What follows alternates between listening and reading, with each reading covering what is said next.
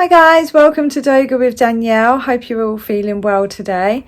Wanted to talk to you about yoga and success, just due to some of the conversations that I've had, and also when people talk to me about my practice of yoga, they tend to have the reaction of, oh my God, I'd love to do that, I just don't know where to start, or they have tried it and because they're not quite getting it as it looks on social media, and they believe of how it should be, they kind of just stop practicing or stop looking into it. So I just wanted to touch base on the fact that yoga is a practice. It is called a yoga practice, and it's called that because we are forever learning. It's a eternal journey with self. And even an esteemed yogi that has been practicing for years had to start somewhere, as we all did in many walks of our life. For example, as babies, we had to learn how to walk, talk, run, jump. It's on the same premise. We just need to take our time, be gentle and patient with ourselves, and know that not everybody's body can do what everyone else can do. Some are more flexible than others, and we will not be able to put ourselves into such positions each time. However, it doesn't mean that if you can't practice to get yourself there. It will take some studying and work, as within any form of physical journey.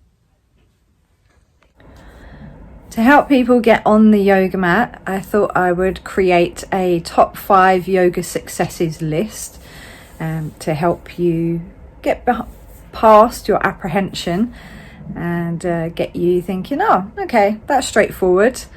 Break it down. That's how you do it. So number 1 on the list, set aside time in your day to practice regularly. It is something you need to do consistently. So even if you only do it every other day, that's fine, but your body needs to get used to the new movement that you're doing. So the more consistently you do it, the easier it will adjust into it. And I mean, that goes for any form of exercise, movement, or even any habit in life that you're trying to create. You have to set aside that time, and you have to do it consistently for it to become a part of your routine. Number 2, listen to your body. Your body will tell you what it wants and what it needs. So if you remember when we did the mountain pose, and within that mountain pose, I said if you just tune in and listen, you may need to adjust slightly, and your body will let you know where it feels comfortable, where it doesn't feel comfortable. And again, you're starting from the beginning, or even you've tried it before but you need to get back into the habit of it, then yeah, just listen to your body. It will guide you. It will tell you. It knows what you want and it knows what's best. So following that, number 3, don't try to push your body to do what it is not yet ready to do. So it doesn't mean it won't get there. It's just not ready yet because it hasn't done what you're trying to make it do for a while or for now. But it's not to say that if you don't continue to practice regularly, that it won't get there for you. Number 4, I believe. 1, 2, 3, 4. Yes, number 4. Use your breath. It's the greatest tool. So I'll give you a good example. Child pose. When you sink back into your knees, so your sits bones or your bottom falls back into your knees, and you stretch your arms out, you normally inhaling first, and then you're exhaling as you fall back. And then you breathe while you're in the pose. And as you breathe while you're in the pose, and each time you exhale, you'll probably find yourself dropping further back onto your heels, and you'll get a deeper stretch. So every time you inhale and then exhale, your body will guide you to get deeper into the position. Number 5, enjoy. That's what it's for.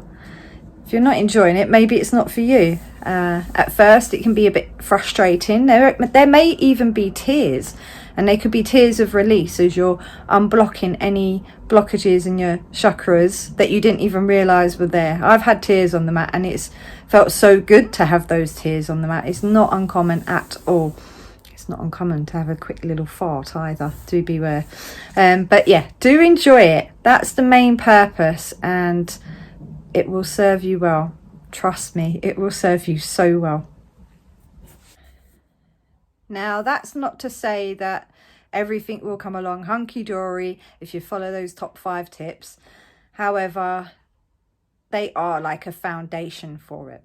What I also would recommend on the back of that is getting to know each pose individually. Maybe its meaning, how it should feel, what it normally would look like, and also if you go onto YouTube, there are many guidelines as to what it should look like, how it should feel, and they also do step by steps. So for example, downward dog, you generally sort of a angle kind of like this. It means that your spine needs to be straight, your arms and your spine needs to be straight, your bum and your hips need to be sticking in the air, and invariably the ultimate position is that your legs are straight and your heels are touching the floor as well. I can't do that, by the way, but it doesn't mean that I can't do downward dog. I can keep my back straight, keep my arms straight, put my bottom in the air, but my knees have to be bent, and they can be bent as much as they need to be to get into that position. The whole aim of, say, downward dog is to have a straight spine and to stretch the whole length of the spine out. And the legs will eventually come. You generally have that issue because you have tight calves, tight ankles and tight hamstrings. But as the more you practice, they will release. So yeah, get onto YouTube, Google each position or pose that you're trying to figure out when you hear, if you're trying to follow a flow on YouTube and they say downward dog, warrior 1, goddess pose, fish pose. Google it. Take it as what it is and get to know it, become familiar with it, so that when the instructions are given, you're like, oh yeah, I know what that is. That's fine. And this is my variation of it at the moment. The principles that I've just laid out for you, the step by step, taking it slowly, listening and allowing your body and your mind to guide you. These principles can also be taken off the mat into your daily life. Many times we expect success to be the golden apple on the tree, and then by just focusing on the goal, we regularly and most of the time miss the daily successes that it takes to get us there. To me, success is getting up each day, putting on my coat and going to work, doing the 9 to 5, coming home, getting on, doing this video, for example, getting the housework done, keeping everything ticking over, doing the work and the groundwork that it takes to get to where I need to be. Maybe it's just paying bills or I need to pay for my holiday, but I appreciate each step and I give gratitude to myself and also pat myself on the back daily, especially if I'm having, say, a bad day. I'm not feeling well, but I still got out there and I done it. And that's the premise of success.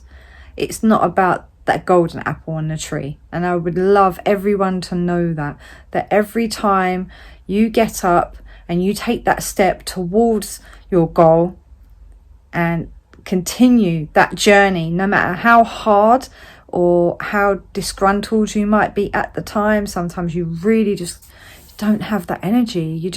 You're like, why am I doing this? But you still get up and you still do the groundwork. You're successful. You are successful. You're successful on that day and you're successful on that journey. So that's one thing that I definitely want everyone to take away from them, with them today. It's not just about the yoga mat. These principles will go through with you in life And that's the great journey of yoga. Okay, so today's pose that I thought would go really lovely with the example of success is the goddess pose. This one is a sign of power and strength, so I think it goes really lovely with success. So you turn your legs out, well, it's kind of like a squat, so you turn your legs out to a 45-degree angle, find your position, and you gently raise your arms as well, and make sure your palms are facing inwards.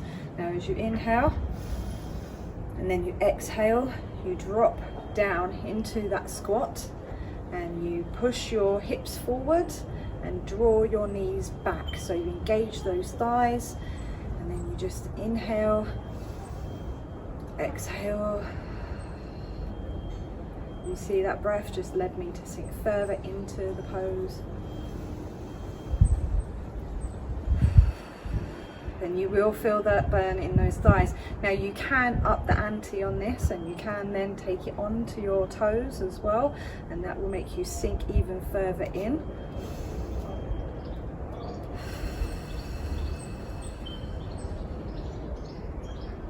And that is today's pose. Hope you'd like to give it a try. Thank you for joining me today.